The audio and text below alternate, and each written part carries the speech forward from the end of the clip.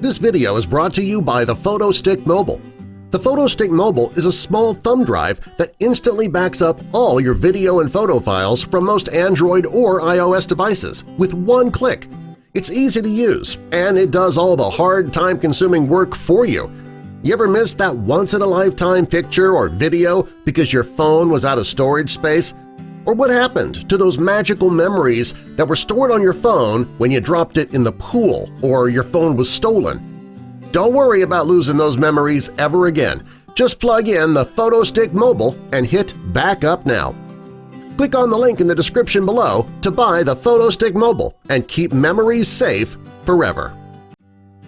FactsVerse presents Teacher gets frustrated by students' dumb answers, but his last reply changes everything.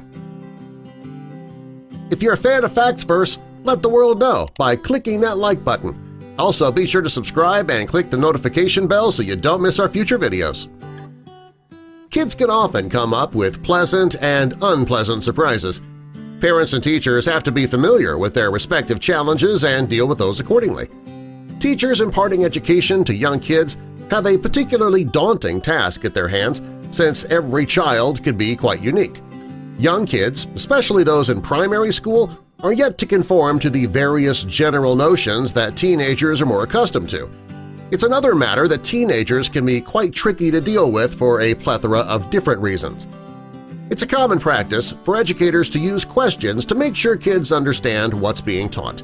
It's also common for kids to come up with some pretty interesting responses sometimes. One such incident came to light recently when a primary school student named Johnny was posed a simple question by his teacher.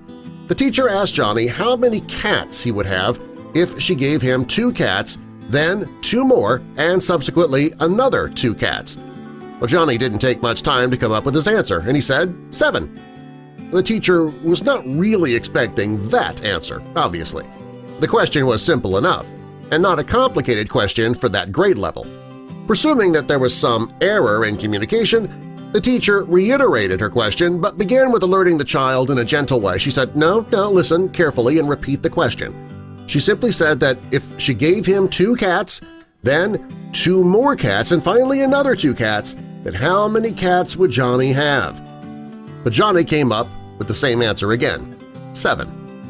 He did not rethink his answer. He was visibly quite confident and sorted with his answer. He did not doubt his answer at all. Usually kids tend to rethink their answers when they're told that their response is wrong. The teacher didn't see any such attempt, though, to think or review the answer, so she got a little frustrated. She rubbed her temple and took a deep breath. She told Johnny that he's better than this. He has to think about the question and answer correctly. So she came up with a different context. She asked Johnny if she gave him 2 apples, then 2 more apples, and finally another 2 apples, then how many apples would he have? Johnny promptly said 6, and the teacher was pleased. Clearly Johnny knew how to count, and he did follow the question. However, the twist in the tale was laid in the original question.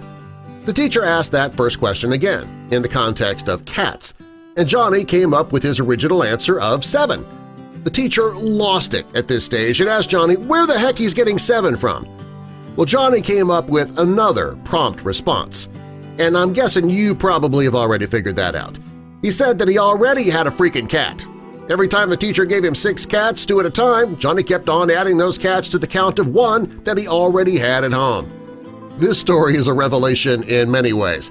The kid was clearly not right in the context of the question, but the fact that he was holding on to the pet as a baseline for the math clearly illustrates the bond he shares with that cat at home. It's quite likely Johnny had apples at home as well, but he was not using any such count as a baseline while beginning to calculate the number of apples he had when his teacher thrice gave him 2 apples at a time. Students come up with their own answers in tests quite often. They choose wrong options in multiple-choice questions, but applying more thought and assessing the answer in the context of what the student may have realized offers interesting insight. Once a young kid was asked to fill in the blank, the man blank the dog, and the options provided were the man fit the dog or the man hit the dog. But the child wrote pet, completely ignoring the 2 options. There was even an accompanying picture of a man hitting the dog. The child then went on to write further that people should not hit dogs. So let me start with the question. I give you 2 Factsverse videos. Then I give you 2 more Factsverse videos. And finally another 2 Factsverse videos. How many Factsverse videos have you watched? The answer? Not nearly enough. Keep watching and subscribe for more.